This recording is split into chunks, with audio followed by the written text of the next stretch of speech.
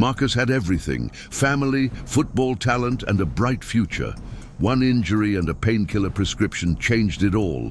5 years later, addicted to heroin, he flatlined in a Detroit hospital. The doctor said he wouldn't make it. But between life and death, something miraculous happened. This is his story of redemption and the God who never gave up on him. I remember the exact moment everything went dark. Not the kind of dark when you close your eyes to sleep, but the kind that feels like you're being swallowed whole. I was lying on a hospital bed in Detroit, receiving hospital, and I could hear voices around me, frantic, urgent. My body felt like it was made of concrete, heavy and immovable. Then I heard it, clear as day, a doctor's voice cutting through the chaos. He won't make it. Those 4 words should have been the end of my story. But somehow, they became the beginning of a new one. My name is Marcus, and I'm from Detroit, Michigan. Born and raised on the east side, near Gratiot Avenue. If you know Detroit, you know it's a city that'll either make you or break you. Growing up, I saw both sides of that coin. I grew up in a working-class family. My pops worked at the Ford plant in Dearborn for 30 years.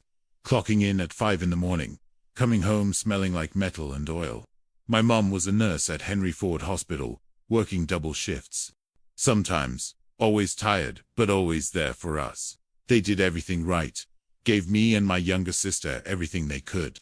We weren't rich, but we had love, structure, and hope. Our house was a small brick bungalow on Cadillac Boulevard, the kind with a chain-link fence and a little patch of grass my pops kept cut every Saturday. Inside, it smelled like my mum's cooking collard greens, cornbread, fried chicken on Sundays. We had family dinners every night. No phones at the table, just talking about our day. My sister Tanya and I would argue about stupid stuff, and my parents would tell us to knock it off. Normal stuff. Good stuff. I was a good kid. Played football at Cass Technical High School, one of the best schools in Detroit. I was a linebacker, number 52, and I was good. Real good. By my junior year, I had coaches from Michigan State, Central Michigan, even Ohio State, sending letters, coming to games, talking to my parents. I had dreams. Man. Real dreams. I was going to be the first person in my family to go to college on a full ride. Maybe make it to the NFL. Buy my parents a house in West Bloomfield. Take care of my sister. I had it all mapped out. Had a vision board in my room with pictures of college stadiums, NFL logos. Everything I wanted to achieve. But life doesn't care about your plans. It was October of my senior year, a Friday night. We were playing against King High School, a rivalry game that went back decades. The stands were packed, everyone screaming, the marching band playing, that electric feeling in the air. It was cold, that crisp Michigan fall cold, where you can see your breath. I loved nights like that. Loved the adrenaline, the competition, the feeling of being part of something bigger. Third quarter, King was driving down the field. Their running back was this big dude, probably 220 pounds, fast too. He broke through the line, and I came in from the side for the tackle. Hit him hard, wrapped him up, brought him down. But I landed wrong. Felt my shoulder pop. Then this burning pain that shot down my arm like lightning. I tried to shake it off, tried to get up, but I couldn't lift my arm. It just hung there, useless. Coach pulled me out, and I sat on the bench with ice on my shoulder, watching the rest of the game, feeling like I'd let everyone down. We lost by 3 points. After the game, my pops drove me to the ER at St. John Hospital. They did x-rays, an MRI, and the doctor came back with bad news. Torn labrum. Needed surgery. 6 to 8 months recovery. My senior season was over. The doctor prescribed me Vicodin for the pain, told me to take it as needed.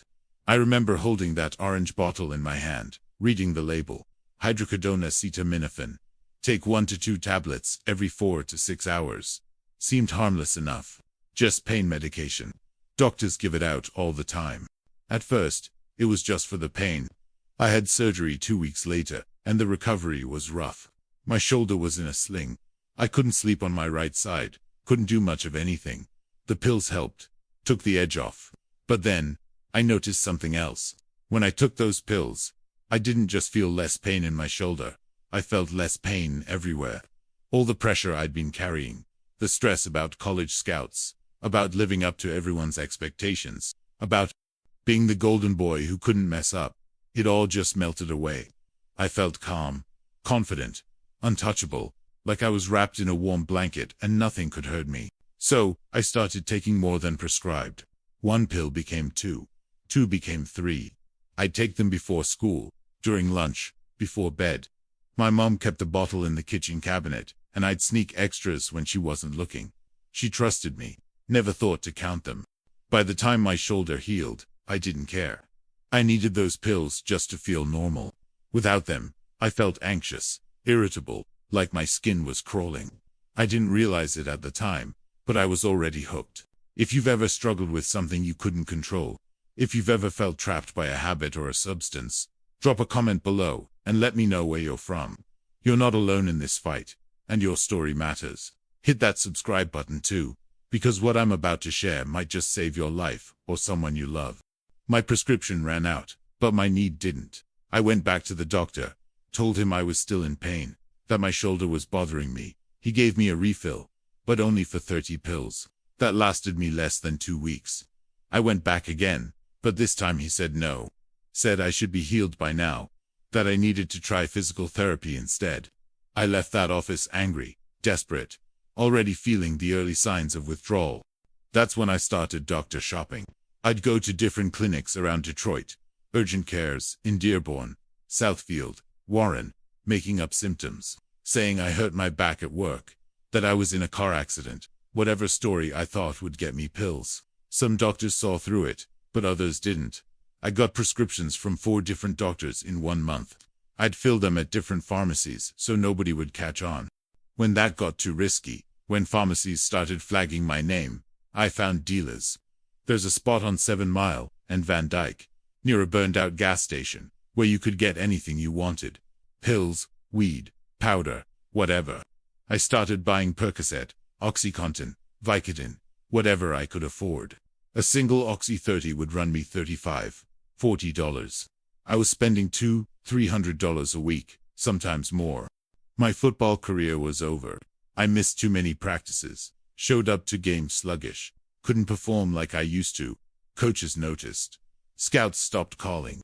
I lost my scholarship offers one by one. First Ohio State, then Michigan State, then Central.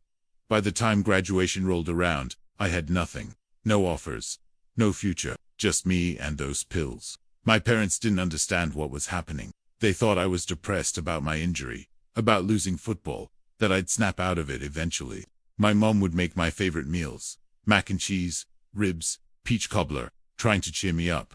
She'd sit on the edge of my bed and talk to me, ask me what was wrong, tell me it was gonna be okay.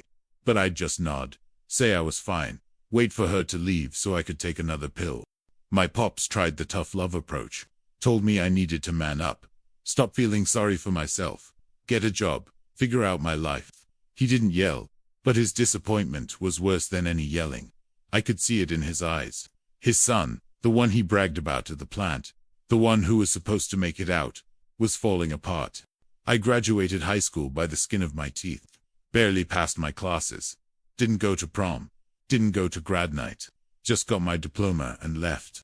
I got a job at a warehouse off 8 Mile, near Mound Road, loading trucks for a distribution company. It was hard work, physical, the kind that made your back ache and your hands blister. But it paid decent, $12 an hour, enough to cover my habit and give my parents a little rent money. I worked the early shift, 4 in the morning till noon, which meant I could get high in the afternoons and evenings without anyone noticing. My co-workers knew something was off. I'd nod off during breaks, show up looking rough, sometimes disappear to the bathroom for 20 minutes. But in Detroit, people mind their business. As long as you show up and do your work, nobody asks questions. But pills are expensive. I was spending every dollar I made on opioids, and it still wasn't enough. I started borrowing money from friends, making up excuses. Car trouble, medical bills, family emergency. My boy Jamal from high school lent me $200. My cousin Darnell gave me $150. They believed me at first, but eventually, people catch on. They stopped answering my calls. I stole from my parents. I'm not proud of it, but I need to be honest. I took cash from my mom's purse when she was in the shower, pawned my dad's power tools from the garage, told him they got stolen, sold my sister's laptop and told her someone broke into the house. The look on my mother's face when she realized it was me. I can still see it. She didn't yell, didn't cry. Just looked at me with this deep, crushing disappointment and said, "How could you?" I didn't have an answer. My pops kicked me out. I was 20 years old, and he told me I couldn't live there anymore. Said I was a bad influence on Tanya, that I was stealing from them, lying to them, and he wasn't going to enable me anymore. My mom cried, begged him to give me another chance, but he stood firm. He handed me a garbage bag with some of my clothes and told me to leave. I was homeless. Crashed on couches for a while. Stayed with friends until they got tired of me. Slept in my car, a beat-up 2002 Chevy Cavalier with a busted heater and a cracked windshield. Detroit winters are brutal, and I spent more than one night shivering in the back seat, parked behind a Coney Island on Woodward Avenue, praying I'd make it till morning. I'd go into gas stations just to warm up, buy a coffee with whatever change I had, sit in the bathroom for as long as I could before someone told me to leave. That's when I met Dre. He was a dealer, mid-30s, gold teeth, always wore a Pistons jersey, but he was also a user. I'd buy pills from him, and one day he asked me why I was wasting my money. Said pills were for rich people and suburban kids. Said if I really wanted to feel something, if I wanted to make my money go further, I should try heroin. It's cheaper, stronger, lasts longer. A bag was only $20, and it would get me higher than $100 worth of pills. I said no at first. I wasn't that far gone. I wasn't a junkie. I just had a pill problem. Heroin was a different level, a line I told myself I'd never cross. But addiction doesn't care about your pride. One night, I was sick, really sick. Withdrawal as hell. Your body aches like you've got the flu times 10. You sweat and freeze at the same time. Your stomach cramps. You throw up. You can't sleep, can't think, can't function. Every nerve in your body is screaming. I was desperate, shaking, crying in my car. Dre pulled up, saw me, and offered me a bag for $20. Just to get well, he said. Just this once. I took it. I smoked it first. Didn't want to use a needle. Told myself that was the line I wouldn't cross. I put the powder on foil, heated it from underneath with a lighter, and inhaled the smoke through a straw. The relief was instant. The sickness disappeared. The pain melted away. I felt warm, safe, like everything was gonna be okay. But heroin is a liar. It wraps around you like a blanket, tells you everything's fine, makes you feel like you're floating on a cloud. And when it wears off, the world is so cold and sharp and unbearable that you'll do anything to get back to that warmth. Within 3 months, I was shooting up across that line like it was nothing. Smoking wasn't efficient enough, wasn't strong enough. I needed more.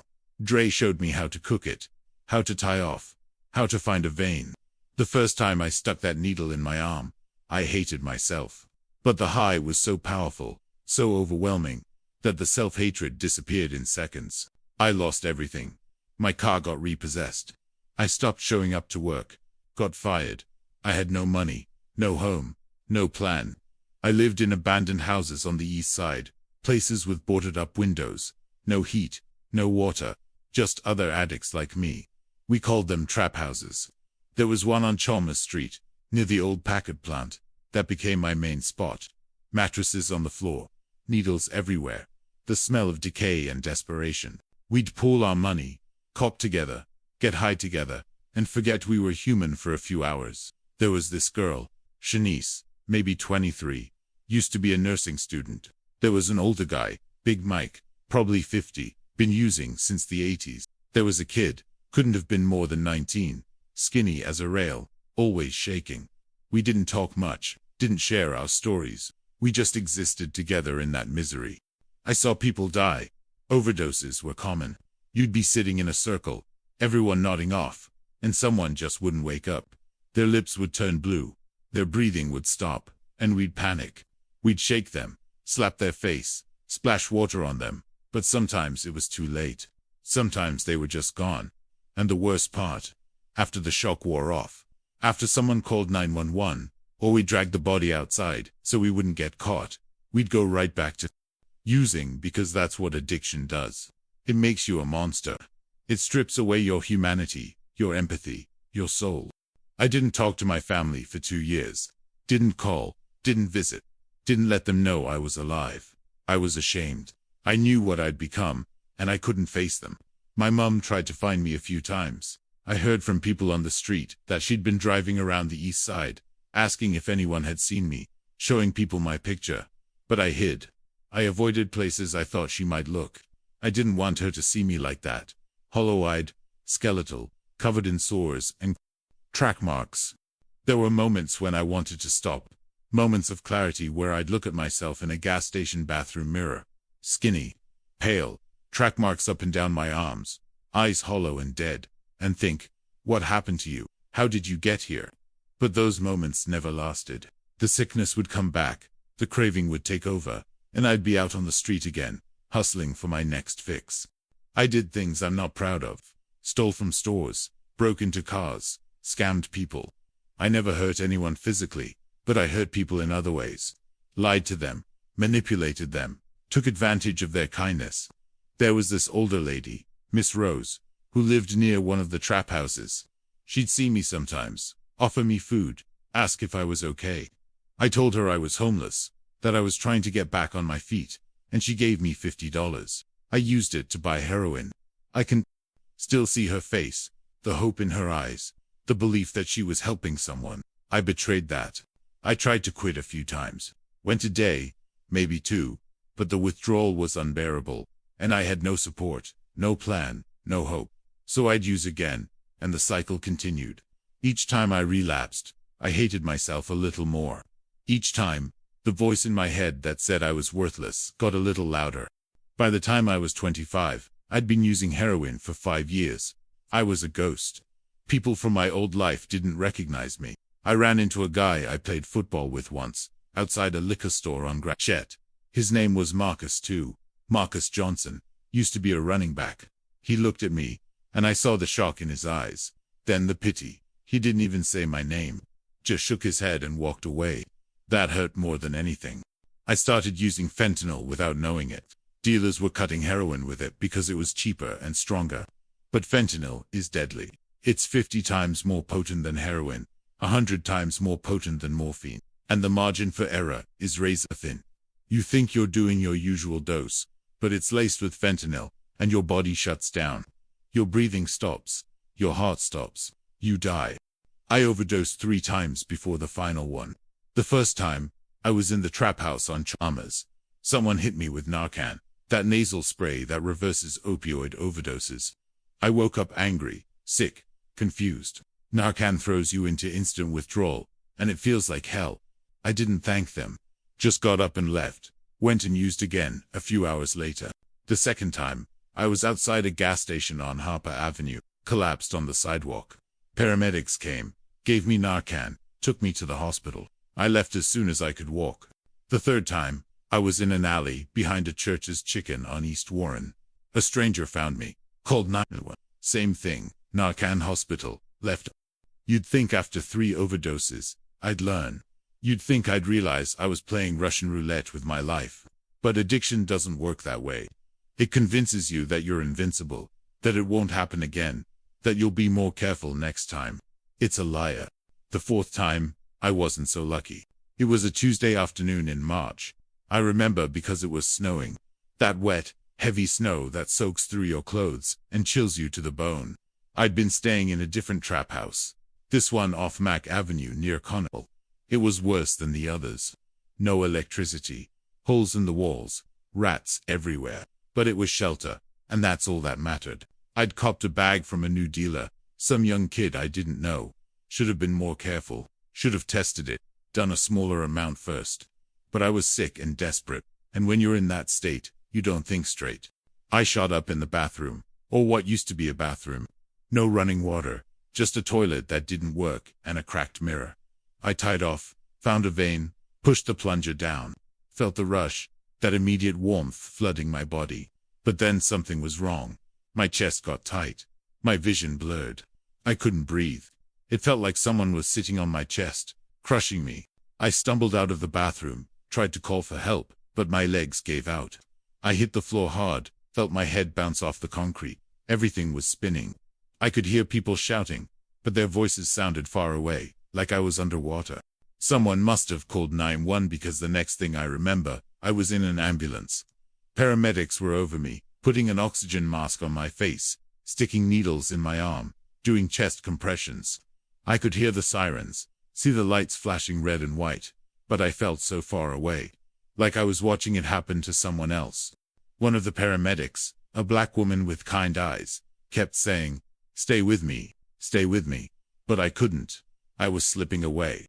They rushed me into Detroit Receiving Hospital, the same hospital where my mom used to work. I'd been there before, in the ER, but this time was different. This time, I was dying. I could feel it.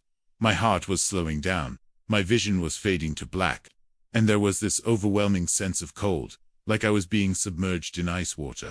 I was in and out of consciousness. Heard doctors shouting orders. Get me an amp of epi. Start another line. Where's the Narcan?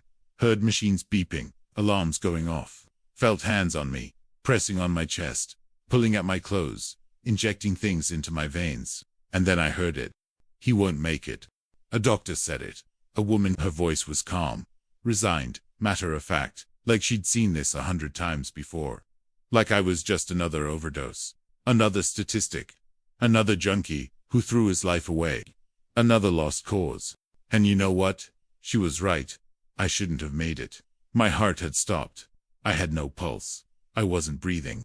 I was clinically dead. But something happened in that moment. I can't explain it in a way that'll make sense to everyone, but I'm gonna try. I felt myself leave my body. I know how that sounds. I know people will say it was the drugs, or lack of oxygen to my brain, or some kind of hallucination. But I'm telling you the truth as I experienced it. I was above the bed, looking down at myself. I could see everything. The doctors working on me, the nurses running around, the crash cart with the defibrillator, the monitors showing flat lines. I looked terrible. Blue lips, lifeless eyes, skin gray and waxy. I looked dead. And I felt this pull, like something was dragging me backward, away from the room, away from the light, into darkness.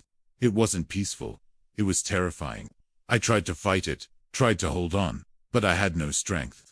I was being pulled into a void, and I knew that if I went into that darkness, I wasn't coming back. Then I heard a voice, not out loud, but inside me, in my chest, in my soul. It said, it's not your time. I don't know how else to describe it. It wasn't my voice. It wasn't anyone I knew. But it was firm, authoritative, loving, and absolute. Like a father telling his child to come home.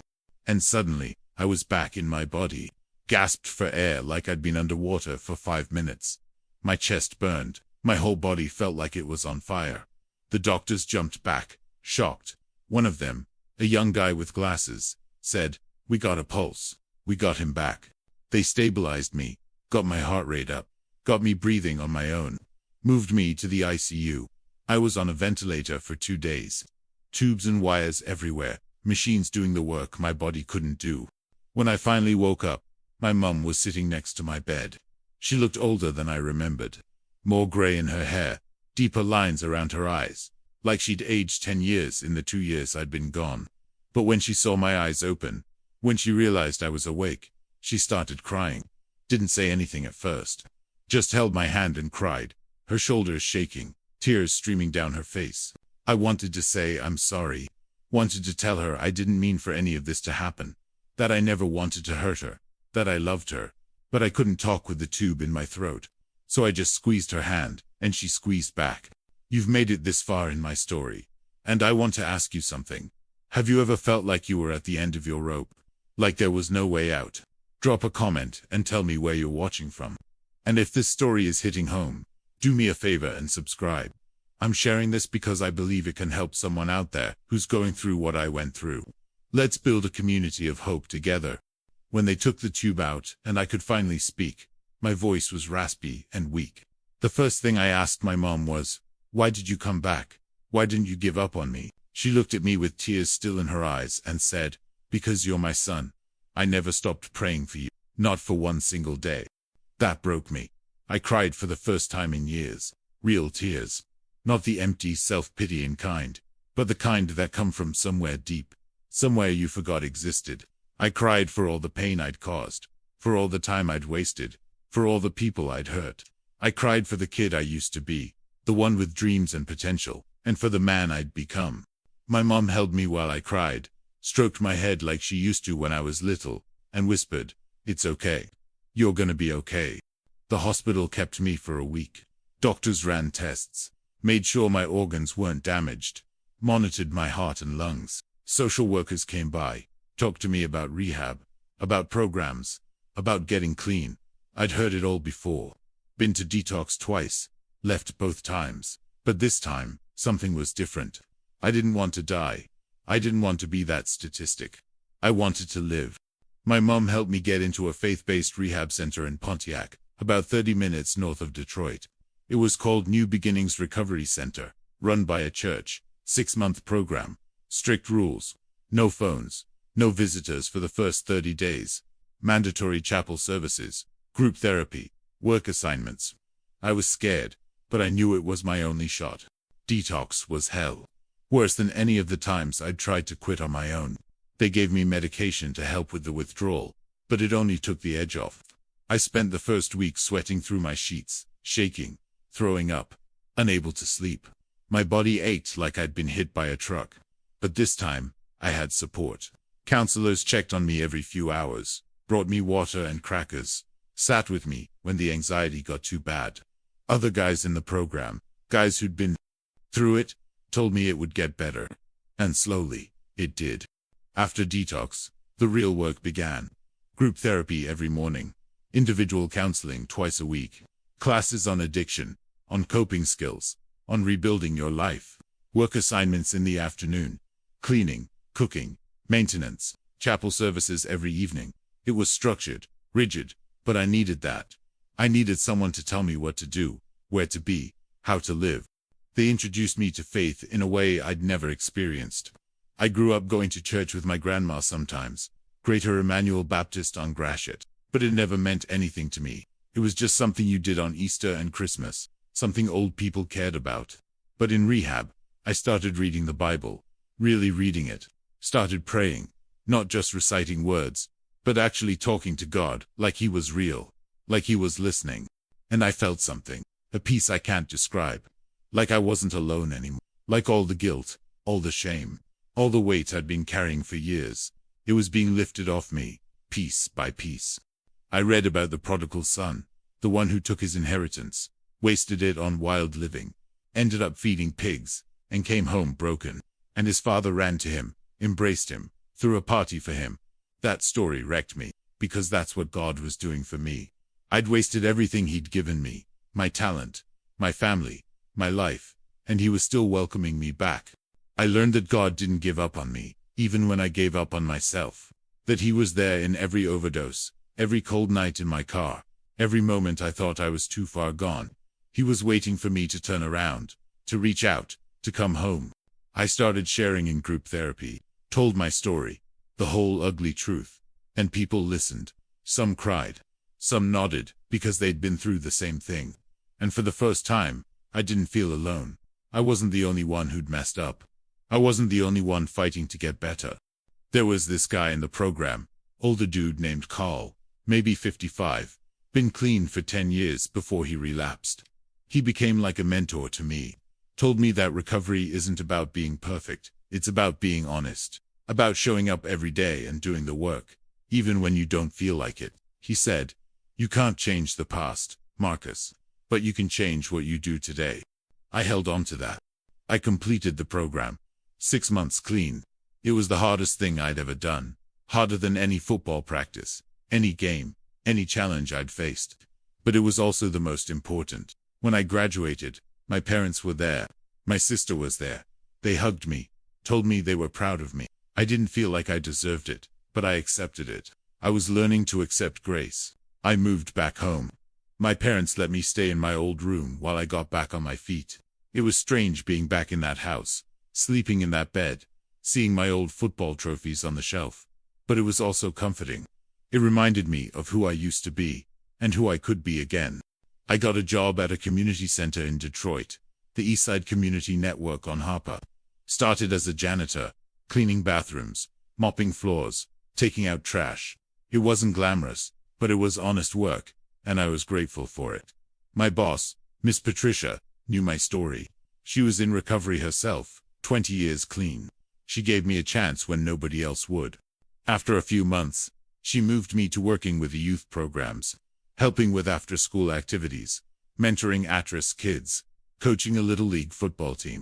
I figured if I could use my story to help even one kid avoid the path I took, it'd be worth it. I started going to Narcotics Anonymous meetings at a church on East 7 Mile. Went every day at first. Sometimes twice a day, when the cravings got bad. Got a sponsor, a guy named Jerome, who'd been clean for 15 years.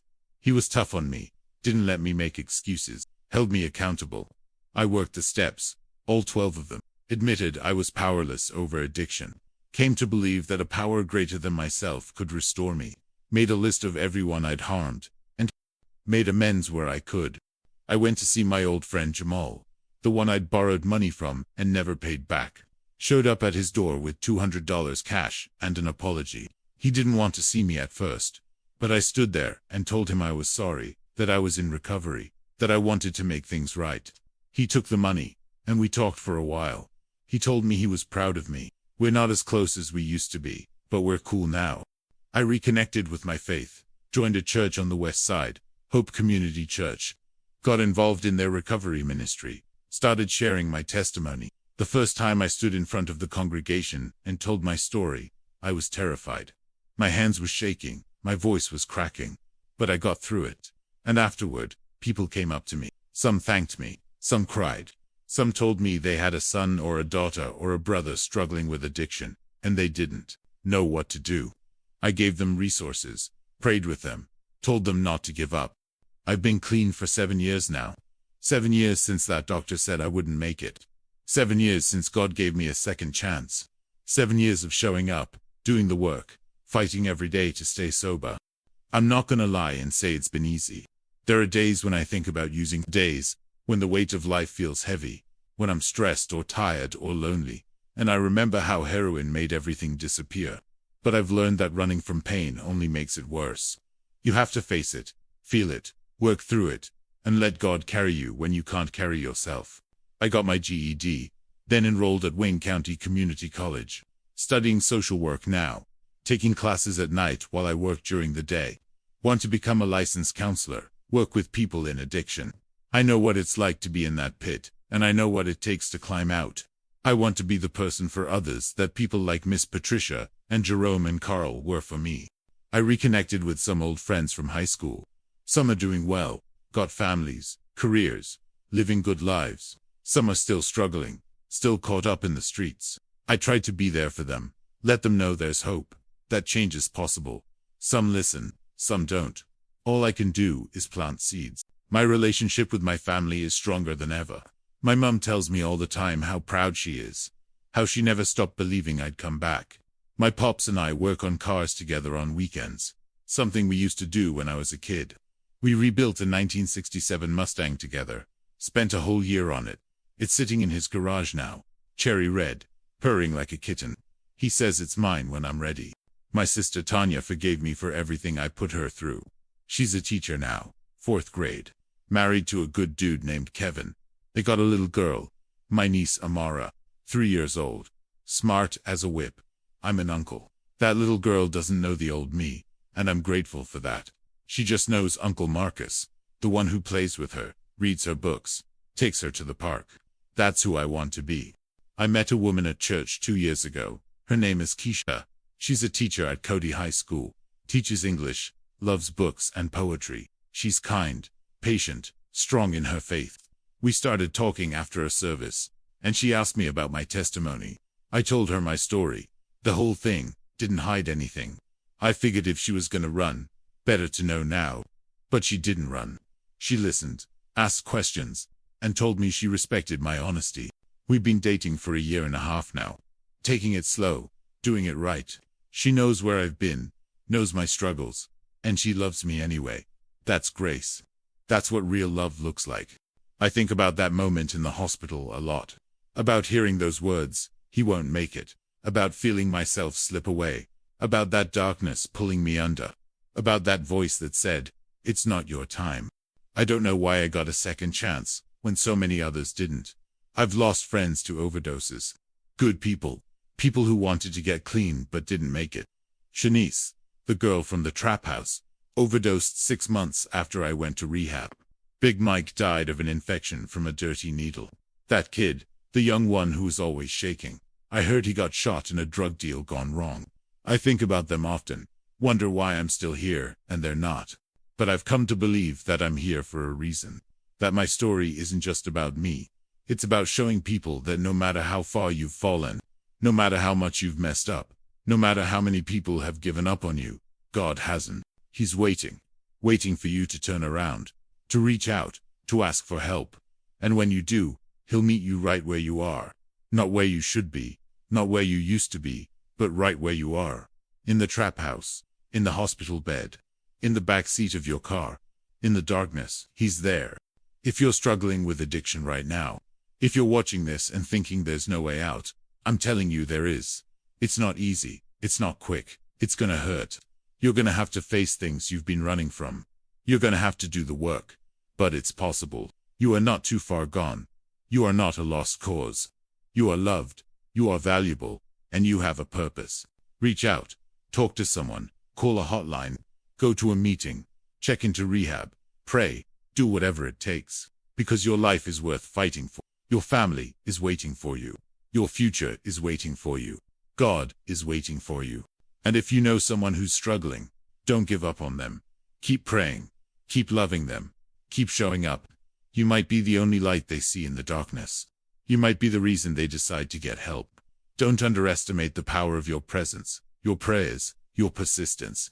My mom never gave up on me. She prayed for me every single day for 2 years, when she didn't even know if I was alive. She drove around looking for me. She cried herself to sleep. But she never stopped believing that God could bring me home, and He did. Before I go, I want to ask you one more time. If this story touched you, if it gave you hope, if it reminded you that miracles are real, leave a comment below and let me know where you're from. Let's build a community of people who believe in second chances, who believe in redemption, who believe that no one is beyond saving. And hit that subscribe button, because I'll be sharing more stories like this. Stories of transformation, of God's grace, of people who came back from the edge. Together, we can make a difference. Together, we can be the light. I'm Marcus, from Detroit, Michigan. I overdosed in a hospital and heard the doctor say I wouldn't make it. But God had other plans. He gave me life again, and I'm using every single day of it to point people back to Him. Thank you for listening. Thank you for caring. Thank you for being here. And remember, it's never too late to start over. It's never too late to come home. God bless you.